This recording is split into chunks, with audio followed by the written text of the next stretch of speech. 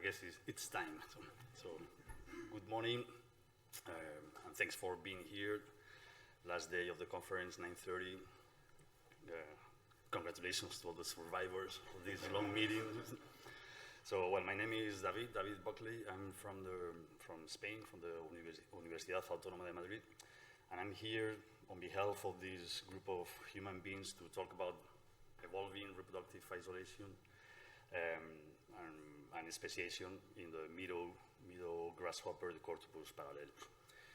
This is an ongoing investigation that has been going through many years, and right now we are taking the lead, a group of the Universidad Autónoma de Madrid, the hybrid zone group led by Pepe Bella and myself, in collaboration with different institutes in Spain and also abroad, like the group of Ricardo Pereira and Linda Harbeck, who's here in the audience, so we're going to talk about her work a little bit later.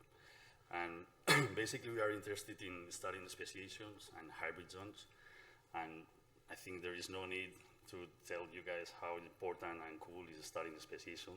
This is not the audience to talk about that. But it's true that studies on speciation and studying speciation comes in many different flavors. We can approach the question in many different ways, and with many different broad questions, specific questions. But eventually we are always thinking or trying to think of what are the ultimate genetic mechanisms related to evolving these isolating properties into different lineages that eventually might get rise to what we so-called good species. And of course, this is not an easy task and a straightforward task, because speciation is a multifarious process, and the relationship between genetic differentiation, accumulating these differences, evolving isolation, reproductive isolation, and speciation is not a linear one. It's very convoluted and problematic to study. So we can do it in many different ways. And in our case, we are using these natural setups that are hybrid zones to try to disentangle where the different processes and markers or processes that are leading to this eventually reproductive isolation. And why hybrid zones? Well, when we're talking about hybrid zones, there are many different types of hybrid zones that we can find in nature. And here we are focusing on, we call these secondary hybrid zones, where lineages that have evolved in allopatry, that have evolved some differences in allopatry, eventually meet again, hybridize, under this process of, or on this scenario of incomplete reproductive isolation. So we have lineages in allopatry accumulating some these genetic differences. Eventually they might come together in secondary contact, establish some gene flow going on, reproduction, but never fully merging again. And this is a very interesting natural setup, because we can try to find there where the clues of these gene barriers that are impeding the merging of these lineages that have evolved in some differences, but they still can reproduce, but not totally.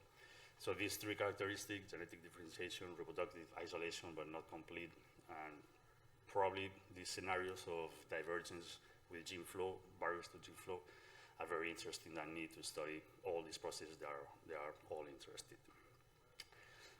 So we are using one of these hybrid zones, among others in the Iberian Peninsula, to study these processes. And this, I think, is the Cortopus parallelus, is one of these iconic ones and we are expanding on these iconic works developed in the 1980s by Buckley, Hewitt, etc. That after that, the group in the Universidad Autónoma, led by González, Bella et al., continued all this amazing work that started. And the scenario is a classic one related to the Pleistocenic glaciations, where we had widespread European species that had to escape from the ice and then moved southwards, tracking suitable habitats, and found some refugia, basically in the southern peninsulas of Europe, and also in the Balkans, some eastern part of Europe, etc. Once the climatic conditions were suitable, there were some movements, range expansions, and then these lineages that have primarily evolved in allopatry made again in some areas in Europe, specifically in the Pyrenees Mountains and in the Alp Mountains, forming these hybrid zones. Hybrid zones that have been that have been kept this way for many generations. In the case of the hybrid zone, for the last 10,000 years, meaning 9,000 generations for stable hybrid zones in this area. And this is where we are studying. We are studying the contact between these Cortipus parallelus European lineages and Cortipus parallelus erythropus, the endemic Iberian lineages, and how the males reproduce in this area in the mountains in the Pyrenees. Cool, and what has happened while in allopatry? Well, these two lineages, they have evolved many different morphological, ethological, genetic, cytogenetic differences. And here there's just a few samples, a few examples. These would be the structure that these grasshoppers have in the legs just to produce the songs. And you can see there is a striking differences between the Iberian and the European lineages. So songs are differences, and then mating choice is also challenged by these songs differences. And also we could find like neutral markers. This is an example of how the Iberian lineage has one allele fixed for the populations and another allele in the European lineages, and hybrids will show these two alleles in a neutral marker that might be informative just to study the dynamics in the hybrid zones. And also, more strikingly, they have accumulated a lot of differences in the X chromosomes, and this makes sense in what we know in theory about this large X effect, where the sexual chromosomes tend to accumulate more differences than the autosomes. So here's an example that they've been studying through cytogenetic markers, heterochromatin blocks, bands, that are very characteristic and fixed for the European population, this one, or the Iberian populations. And in hybrids, we find both parental types, but also some exclusive bands, novelties that are exclusive to the hybrids, and of course all the recombinant patterns that we could establish with the three different types. So that's pretty neat, and what we do with that, well, we can analyze in many different ways these changes. And normally, or one approach is to use this Klein analysis just to see how the different characteristics change their frequency along the landscape during transects in the hybrid zones. Here we can see some examples of the behavior of these characteristics along the transects. For instance, this neutral marker that we saw before, we follow this white line that crosses smoothly from a frequency of 0 in one extreme to 1 in the other extreme of the transect, changing frequency smoothly as a neutral marker. But we can see also very characteristic patterns like abrupt changes in the steepness. This would be the frequency of the P band that introgress from France to Spain and then sharply declines its frequency. There is a very sharp decline, which shows a strong selection against this variant, in this case, these cytogenetic markers, in the context of a genetic background would be the European lineage. And also we can see that the bands might be displayed, showing some introgression. So what is interesting about this Klein analysis is to try to find concordance among the different characters to see how different characters are behaving around the hybridization process. We'll also analyze the width, the center, and the steepness of these lines to understand patterns of selection, introgression, etc. High steepness will reveal this pattern of a strong selection against some variants, and display center would reveal these introgression patterns along one of the extremes of the hybrid zones. So this is what we've been doing with many characteristics, and here today what I would like to talk, before that, I have to introduce another wonderful player in these hybrid zones to complicate things further. And this pattern of discordances might be challenged by this new player was discovered many years ago, which is Wolbachia, which is the Cytoplasmis endosymbionte, which is a bacteria that basically is present in many systems. It's maternally transmitted with some maternal effect. And what is cool about these bacteria is that manage to compromise and the reproductive system on her in some benefits. It needs to transmit further in the population, so manipulates the host system. How? In some cases, they do some induced parthenogenesis or selective killings of male, feminization, and which is our case, it can promote some cytoplasmic incompatibilities, meaning that males that are infected with one strain, when mating with females uninfected, offspring is not viable. It also happens if the female is infected with a different strain of Wolbachia. And this is very neat because we know that in our system, both lineages, Iberian and European, are infected, but with different strains and different prevalence. So Wolbachia is acting also as an isolating mechanism in the heartbeat zone. So it's not just their own genomic problems with the two lineages. Wolbachia is adding to this isolation. So we want to present some results that we've been gathering in 3 different aspects, entitled genomic lines, but also the functionality of these clients, and Wolbachia, how Wolbachia is affecting all these things. Spoiler, preliminary data, so don't get too many results. But basically we've done some transects. We do regularly transect across the hybrid zones, and for the genomic lines we're gonna show you, we have included 2 different transects, although now we have a 3rd one that we need to compare. We wanted to see if there were some commonalities in this process of introgression and selection among different markers in their hybrid zones. And for that, I'm going to expand a little bit of work with Linda and Ricardo Pereira, in which we analyze basically from a huge genome of these guys' genome. We select from a transcriptome some markers that we knew were changing accordingly with some clan analysis. We are now analyzing 4,000 clients along these transects to see what are the commonalities in patterns of selection and introgression.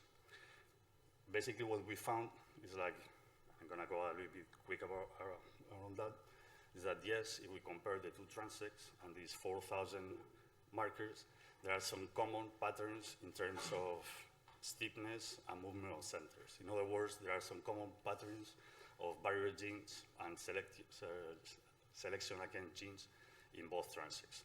And we are focusing on these genes because there might be the real ones, like targets of reproductive isolation in the system. These are very interesting things we are doing, and we are comparing with the 3rd transect, which can add more strength to the analysis. And this is part of the poster that Linda is presenting, and it's downstairs still, so if you guys are interested in this part of the talk, we can discuss it downstairs with Linda, because it has many, many different outputs that can be very interesting. So what are we doing now? Annotating and trying to find the functionality of these clients, of course, and because they are the real targets that might be interesting in these isolation processes. These are working in progress, but so far, even though all the process hasn't worked great because of the few clients that might be involved, but what we have so far is that the gene involves in sex determination and differentiation, like male-specific lethal, double sex, and heterogen, that are the ones that we can see patterns, common patterns in both transects in the hybrid zones. But also, and even their enrichment analysis wasn't great, but we can see that some functions like spermatogenesis or location like X chromosome that were enriched for the gene. Next target for us would be to move into those ones to see if there are really these effectors of the isolation in the system. Now, with Wolbachia, we wanted to see, besides the cytoplasmic incompatibility, there is something else going on. So we tried to see if Wolbachia infection was triggering gene expression differences between and among groups. So what we did actually was to through qPCR analysis, gene expression analysis, to see the Wolbachia infection was triggering some specific expression in some genes.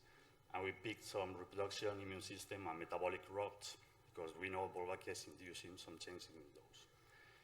Very quick, what we found, so we analyzed all this set of data, and plus some epigenetic markers.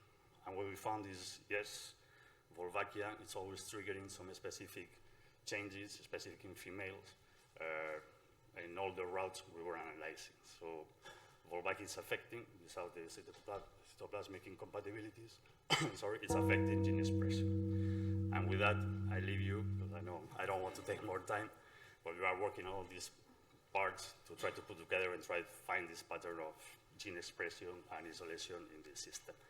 Thank you so much.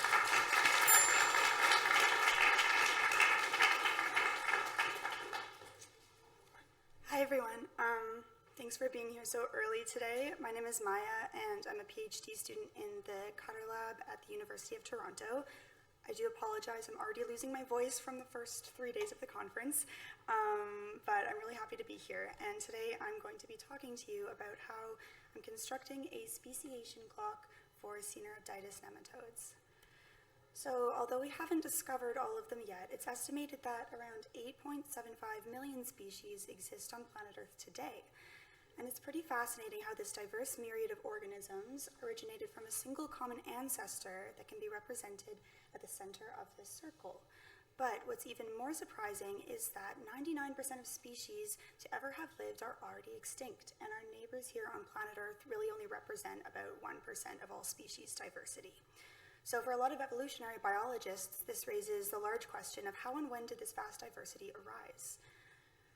Well, the answer lies in speciation, and I'm sure I do not have to explain the process to this group, but it's characterized by the evolution of reproductive isolating barriers that cause groups to diverge from one another and eventually be unable to successfully interbreed and produce fertile or viable offspring with one another. Reproductive isolating barriers can be separated into pre- and post-zygotic, and there are many different ways in which pre-zygotic barriers can impede zygote formation, and post-zygotic barriers inhibit the actual formation of viable or fertile hybrid offspring. There are so many mechanisms by which these things can happen, even within these two divisions, and so it's really important when trying to figure out how species form to consider as many of these factors as possible to get a comprehensive view of the overall process and not just zone in on one particular aspect. So we know that pre-zygotic barriers often arise before post-zygotic barriers, but we do have several examples of organisms in which we've seen pre-zygotic barriers arise after post-zygotic barriers. So this really made me wonder why these trends aren't consistent for all taxa and what they might look like in understudied taxa, as well as which biological mechanisms are actually driving these trends. These kind of questions inspired me to focus my research around how mechanisms of reproductive isolation govern diversification over evolutionary timescales. So the organism that I'm using to investigate this really broad question is Caenorhabditis nematodes. And Caenorhabditis is a genus of around 80 species, but we are discovering more pretty much every year, so it's growing pretty quickly. And they all look morphologically very, very similar. So here I'm showing C. latens and C. romanii, and I personally have a pretty hard time differentiating between these two, even under the microscope. If you were to look at any of these 80 species, I think you would find the same thing. So that makes them really interesting to work with for sure. But most of these species are gonochoristic, meaning they have separate male and female sexes, and they're really great laboratory organisms because we can generate really large populations very quickly, and these organisms are actually super tiny. They're about 1 millimeter long and they're transparent, so that gives us a lot of opportunity to look at reproductive isolation, like even at a more zoomed in scale, I guess. Also, this clade is really interesting in that there is very high genetic divergence between species relative to most other organisms, and reproductive isolation hasn't really been quantitatively assessed for most species in this genus, and their phylogenetic placement has largely been determined by qualitative mating tests. So I'm going to be working with 13 pairs of sister species for this project, and these species all have diverged relatively recently compared to the rest of the clade, and I'll be using these 13 independent contrasts to build a speciation clock for the genus. Essentially, what this entails is estimating some sort of measure of divergence between species, especially these sister species pairs, and then obtaining quantitative measures of certain components of pre- and post-zygotic isolation. And getting those two things will allow us to visualize how reproductive isolation has progressed over recent evolutionary time. So I won't actually be the first to do a study like this. The original one, which you likely have heard of, was by Coyne and Orr in 1989. And although I won't be using the same measures of divergence or pre- and post-zygotic isolation that they did, I still am hoping to be able to look at similar figures like this, where we can visualize how reproductive isolating barriers are changing with different degrees of divergence. There's also many other studies that have been conducted on various taxa, and this has really informed our idea of how trends in speciation are occurring. But my study will be the first to look at this kind of question for the entire phylum of Nematoda. So I've been very lucky to have the help of Daniel Fusca, a PhD candidate in the Cutter lab, who is sitting in the third row. He's there. And he did this really cool analysis where he was actually able to kind of turn back time and estimate time since divergence without any kind of fossil record for the Caenorhabditis phylogeny. So he was able to do this for 51 Caenorhabditis species using Bayesian phylogenetic inference. And if you look at this tree here that he's generated, there are these blue error bars at every node, so we can see the kind of time estimate for when each lineage split into two separate lineages. And I'm primarily going to be focusing on the more recent divergence events here, but if you're interested in how Daniel did this analysis, this is a QR code to his poster he presented yesterday that was really great. If you would like to take a look at that, I'm sure he'd be happy to chat with you as well.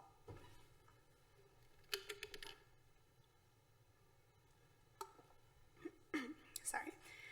So like I mentioned, one of the next steps in generating the speciation clock will be getting quantitative measures of prezygotic isolation.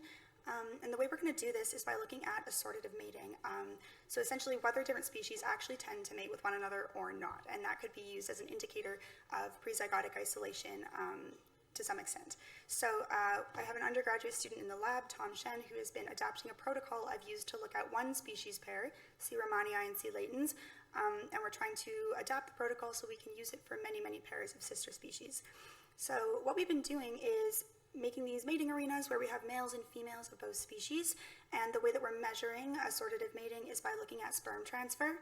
Because these organisms are transparent, I'm able to dye males of one species with a fluorescent dye called a mitotracker, which allows us to visualize sperm transfer to females because we can see the fluorescent sperm in their uterus. We'll also use a species indicator dye because these females look very similar even if they're of different species, and I need to be able to score them. So I'll also do the reciprocal dyeing pattern, so we'll be able to look at sperm transfer from both species.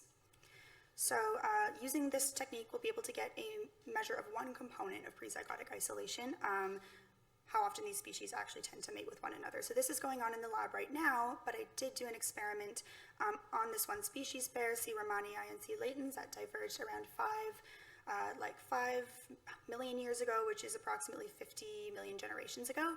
And these images show the fluorescent sperm in the uterus, and that's what you might see under the microscope when doing an assay of this sort. We saw that these two species mate very indiscriminately, but because they diverged fairly recently compared to a lot of the other species pairs, it may just be that prezygotic isolation is not yet playing a strong role in their divergence, and it'll be really interesting to look at species pairs that are more distantly related to see if this holds, so we can figure out how quickly this component of prezygotic isolation is actually evolving for Caenorhabditis. A lot of work has actually already gone into quantifying postzygotic isolation in Caenorhabditis in the lab, and we are measuring embryonic inviability of hybrid F1 offspring as one component of postzygotic isolation. So it's really been all hands on deck for this. I've had lots of wonderful undergrads help me with this kind of data collection, and essentially what we've been able to do is conduct controlled matings and look at how many eggs from those matings hatched and did not hatch, since unhatched eggs after a certain period of time would indicate that those embryos were inviable. So by doing this, we can get a measure of hatching success, which is kind of the proxy I'm going to be using to look at postzygotic isolation here. And we've done this for about 7 of the species pairs so far that are pretty well distributed throughout the phylogeny. So what I'm going to show you here is some results from the hatching assays that we did, as well as a little bit of literature data. So on the x-axis, we're looking at that time since divergence that Daniel calculated, and the y-axis is our measure of this component of postzygotic reproductive isolation, which I'm showing as 1 minus hatching success. So a value of 1 would indicate that species are very isolated and cannot produce any embryos that are successfully able to hatch, and a lower value would indicate that there are more offspring that are able to reach the larval stage.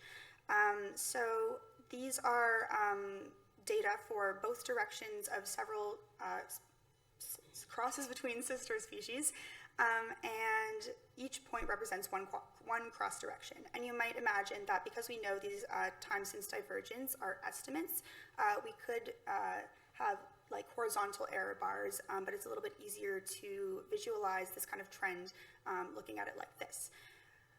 The gray points are conspecific cross data, and although I've placed them at a divergence term of 0, we do know that there's a really high degree of within-species genetic variation in Caenorhabditis, so their coalescence times could actually date back to around 60 million generations, and that's indicated by that gradient. So overall, what we can see here is that, well, as time since divergence increases, so does the degree of this component of prozygotic reproductive isolation. But what I'm aiming to do is be able to superimpose measurements of prezygotic isolation on this graph to see how they evolve relative to one another. And so after we complete that lab work, we'll be able to kind of look at how the rates of pre and postzygotic evolution are evolving for this genus. We actually looked at another component of postzygotic reproductive isolation in this project, and this is kind of in the preliminary stages in the lab, but we actually wanted to see within that group of embryos that arrest before they're able to hatch, what stage of development do they actually reach? So stages of development in Caenorhabditis are fairly well characterized in terms of cell divisions, as shown by this figure here, and we know from work from people like Baird and Yen that hybrid embryos can arrest at different stages of development, and it does depend on the identity of the parental species, how far they get in development. So we could assume that if an embryo were to arrest earlier in development, the parents would be more isolated from one another than an embryo that would almost make it to the comma stage, for instance. So this got us wondering what these terminal hybrid phenotypes could tell us about trends in the evolution of postzygotic reproductive isolation and the underlying mechanisms that drive this kind of postzygotic barrier at the cellular level. So Marina has been working on collecting data for thousands and thousands of hybrid embryos in the lab, but while she's been doing this and we've been getting this data, she noticed something pretty interesting, which is that unlike pure species embryos, like this embryo I'm showing here for C. BCI, hybrid embryos show some pretty abnormal phenotypes. So if you look at these embryos that are from C. BCI and C. neurogensis crosses, you will see things like abnormal cell growth, variation in cell size and shape, abnormal cell migration, and embryo kind of shrinkage away from the eggshell. So continuing to amass data on these types of characteristic abnormal phenotypes for many species pairs will allow us to see how embryos are arresting at different stages of development and undergoing abnormal cell divisions and whatnot, depending on the identity of the parental species and how diverged they are. So it'll be really cool to accumulate this kind of data and include this in our speciation clock.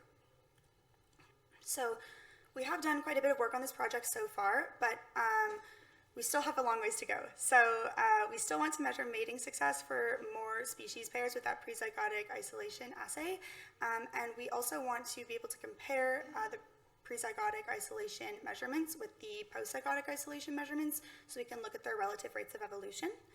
We also are looking at quantifying stage of embryonic arrest in hybrids and investigating those developmental abnormalities further to see if they can tell us a little bit about what's going on at the cellular, developmental, and genetic level during hybrid embryonic arrest. And at the end of it all, we will be able to construct an integrated speciation clock for the genus of Caenorhabditis that will inform our understanding of how these reproductive barriers evolve in the genus, but also just give us some more information on how speciation continues to diversify all life on Earth. I would just like to thank my supervisor, Asher Cutter, as well as all of the undergraduate and graduate project contributors. This project requires a lot of data collection, so I'm very grateful. Special thanks to Daniel for generating those phylogenies and doing the divergence time analysis, and the Felix Lab for contributing several strains to this project. And with that, I will, if you'd like to talk to me after, I'd be happy to answer any questions.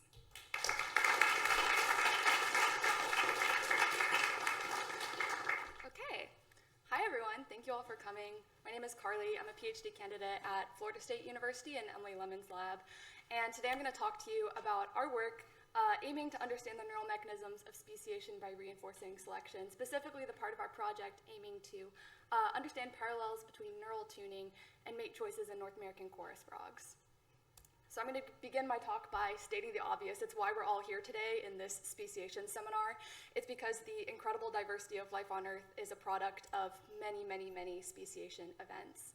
And as we all know, speciation has long been studied for a host of diverse causes and consequences, and among these, sexual selection has emerged as one powerful driver of diversification via the divergence of mating signals and preferences. And today I'm going to talk to you about one specific instance of divergence of mating signals and preferences that has given rise to the evolution of intraspecific reproductive isolation. And that is in this species, the upland chorus frog, Pseudacris ferrearum, objectively the cutest frog in the world. That is a scientific fact. Here on this map of the southeastern US, I'm showing you the range of ferrearum in that funky shape that's outlined by a thick black line, and the range of another chorus frog, Pseudacris nigrita, in that darker gray shade. And these guys are pretty closely related. They have largely overlapping breeding seasons in the wintertime, which makes fieldwork super fun. And then they also have very similar advertisement calls, which males use to attract females at breeding aggregations. And here I'm showing you two oscillograms of the mating calls. And this is just a visual representation of the call itself, where time is on the x-axis and sound amplitude is on the y-axis. And as you can see, they both have these pulsed advertisement calls, and they're very similar, but ferrearum has a faster pulse rate. You've probably also noticed on this map that there are several areas of range overlap between the two species, where ferrearum has invaded the range of nigrita multiple times by sort of traveling down these coastal river drainages. And in these sympatric areas, the two species do sometimes hybridize, and when that happens, the hybrids don't do very well. There is selection against hybridization in sympatry, which we all know as reinforcement. And this reinforcement has consequently driven the evolution of reproductive character displacement in ferrearum's advertisement calls. So here I'm showing you what an advertisement call might look like for an allopatric, non-reinforced population of ferrearum. However, in sympatry, they have evolved a call with a faster pulse rate, and in some populations, a greater number of pulses. And also with this shift in calls in reinforced populations, we also see a shift in female preferences as well. So they mate assortatively in those reinforced populations. And this generates not only a level of reproductive isolation between reinforced populations of ferrearum and nigrita, but also between reinforced and non-reinforced populations of ferrearum. And so this process, called cascade reinforcement, is what's driving population divergence within ferrearum, which is really cool because this system lets us sort of get a glimpse of this very early stage in the speciation process. One other thing you need to know about ferrearum is that I mentioned males produce these advertisement calls to attract females, but males will also produce these aggressive calls during male-male interactions. And in this species, the aggressive call has a faster pulse rate than the advertisement call. Also, interestingly enough, in those reinforced populations where the advertisement call has undergone character displacement to have a faster pulse rate, the aggressive call has also displaced to have a faster pulse rate in those reinforced populations. So I've talked for like almost 4 minutes now about like behavioral divergence in ferrearum, and it's my goal in my PhD to sort of gain a more holistic understanding of behavioral evolution in this system, which means that we need to look at the proximate mechanisms of behavior, which lie, of course, in the brain. And in this system, it's really cool because during cascade reinforcement, studying the brain can allow us to understand how the brain is changing as new species form. So I'm going to specifically talk about selective auditory neurons in Pseudacris ferrearum, specifically two types of neurons that exist in the midbrain area.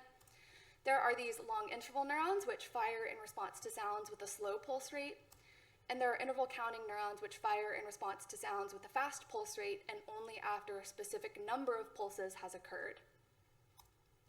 So with our collaborators at the University of Utah, we have been conducting electrophysiological experiments in vivo on chorus frogs, and I'm going to show you a little bit of what we found so far. I want to note up top, these data are from my collaborators, and they're still preliminary unpublished data, but they are still very, very cool. So I'm going to be showing you overlaid tuning curves for ICNs, shown in blue, and LINs, shown in gray, for two populations of chorus frogs. On the x-axis here is the pulse rate of the stimuli that the neurons are responding to, and on the y-axis is the proportion of neurons that respond optimally to a given stimulus. The first population will be a reinforced population located in Baker County, Georgia, in the southeastern US. And in this population, we see that the interval counting neurons seem to be tuned to the pulse rate of the local reinforced advertisement call. Whereas the aggressive call it's actually too high of a pulse rate to lie within the range of ICN sensitivity. And this contrasts with LINs in the population, which actually seem to be tuned to the pulse rate of the local heterospecific, that Nigrita advertisement call. The second population is non-reinforced. It's located in Macon County, Alabama, also in the southeastern US. And in this population, it seems like it is actually LINs that are tuned to the pulse rate of the local, so the non-reinforced advertisement call, whereas the ICNs are tuned to the pulse rate of the local aggressive call. So there are definitely some differences here in how the neurons are tuned to various call types that exist in nature. Along with this preliminary electrophysiology data, we also have this great body of behavioral work from previous years that has shown that non-reinforced populations of chorus frogs tend to have a pretty broad range of pulse rates that they'll respond to in choice tests, whereas reinforced populations tend to have a narrower range of pulse rates, higher pulse rates that they'll respond to in choice tests. So this combination of data, our preliminary electrophysiology data plus our previous behavior data, led us to our big question for this part of the project, which was, do chorus frog populations differ in the neuron types used for mate choice? So we hypothesized that in this reinforced population, perhaps it is ICNs that contribute to mate choice. And if this is true, we'd expect females from this population to choose calls that stimulate ICNs via their pulse rate more often than calls that either stimulate no neuron type or stimulate ICNs, LINs. So they should be choosing the calls that stimulate ICNs over other call types. And for this non-reinforced population, we predicted that females should, or if LINs and ICNs contribute to mate choice, then females should prefer calls that stimulate one neuronal class over calls that stimulate neither. And females should show no preference between call pairs that stimulate ICNs and LINs simultaneously. So to test these hypotheses, we first collected amplexed pairs of chorus frogs from breeding aggregations at those two locations shown by the circle and the square, and we brought them back to our lab in Tallahassee, that's the purple triangle, for our behavior experiments. And so we took just the female, and we measured her preference using this very complex experimental setup of putting her in a kiddie pool. And it's a little bit more complicated than that. We can talk later if you want. Basically, putting her in this pool with speakers on opposing ends, and then playing calls from the speakers in an alternating manner until she eventually swims around the pool and physically touches the front of one or the other speaker. And at this point, we scored her response as a choice. So in total, we collected 30 responses for each test, and we conducted 3 tests per population. So that's a total of 6 tests and a total of 180 responses, which is really, really impressive if you've ever worked with chorus frogs before. And we analyzed our data using binomial GLMs for our within and between population comparisons.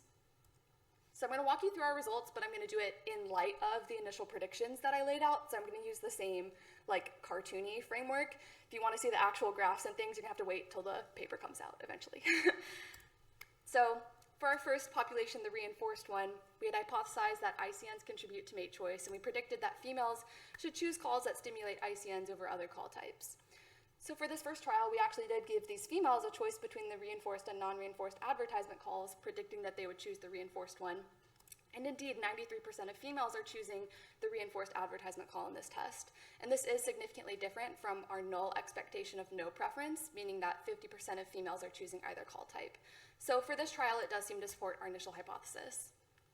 For the second trial, we gave them a choice between the reinforced advertisement and non-reinforced aggressive calls. Both of these stimulate ICNs, so we predict that they would show no preference. And indeed, it's nearly a 50-50 split between those two call types, so this is in support of our hypothesis.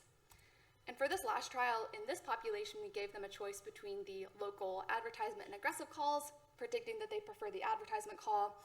And here they only showed a weak preference for that call type. It was not significantly different from 50%. So the evidence there is a little bit unclear, but taking these 3 trials together as a whole, it does seem like there's at least some support for the hypothesis that ICNs contribute to mate choice in this population. For the second population, if you recall, we hypothesized that both ICNs and LINs contribute to mate choice. And we predicted that these frogs should choose calls that stimulate one neuronal class over calls that stimulate neither, and they should show no preference between call pairs that stimulate both of those classes simultaneously. So for the first trial, we gave them a choice between the non-reinforced aggressive and advertisement calls, again predicting that they would show no preference. And here they did show a weak preference for the aggressive call, but not significantly different from our null expectation of 50%, so they effectively showed no preference. For the second trial, we gave the females a choice between the non-reinforced aggressive and the reinforced advertisement call, predicting that they'd prefer the aggressive call. And here again, they're showing a weak preference for the aggressive call, but not significantly different. So evidence is not totally in support of the original hypothesis. And lastly, we gave them a choice between the non-reinforced and reinforced advertisement calls, predicting that they would prefer the non-reinforced advertisement call. And again, the females aren't really showing a significant preference for one or the other call type. So as a whole, it doesn't seem like there's super strong evidence for the idea that both ICNs and LINs contribute to mate choice, or at least they aren't the sole mechanisms that are contributing to mate choice. So just to summarize all of these results, we found evidence that reinforced and non-reinforced chorus frog populations differ in the neuronal mechanisms of mate choice. We found that the neurophysiological properties of ICNs and LINs alone cannot explain the observed patterns of choice in that ancestral non-reinforced population that we sampled.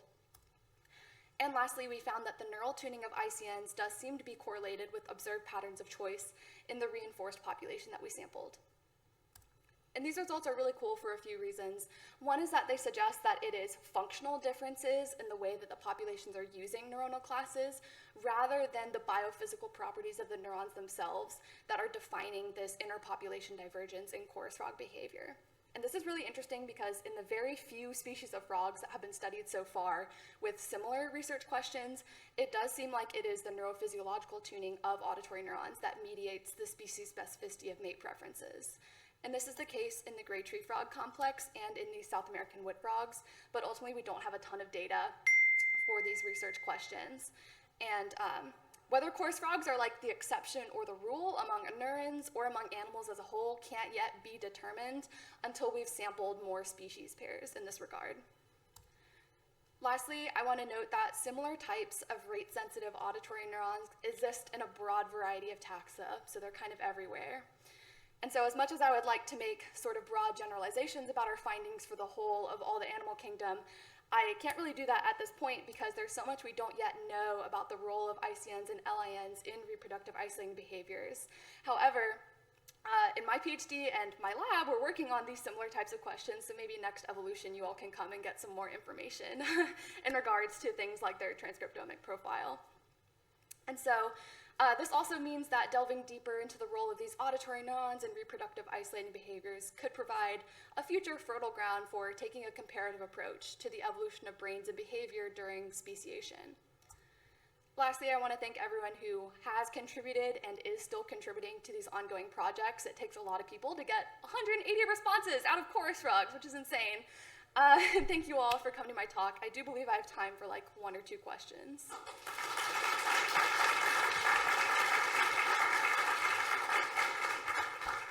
Yes. Thank you. Great presentation. I was just wondering how frequent did you have frogs that did not move either to one side or to the other and So, great question. First of all, chorus frogs can be sort of picky in regards to if they're going to respond or not. Frogs as a whole sort of rely on their reproductive receptivity. So if a female is not super gravid or she's not super motivated to mate, maybe it's like early in the breeding season or she just didn't ovulate that year or she hasn't ovulated yet, then she's not going to be responsive at all in the test. So it really depends on a lot of factors, but ultimately relies on the frog's reproductive receptivity. So depending on the population in the season, it can be as low as like a 50% response rate or as high as like a 90% response rate. So yeah, it varies a lot. Okay, I think that's time. Thank you.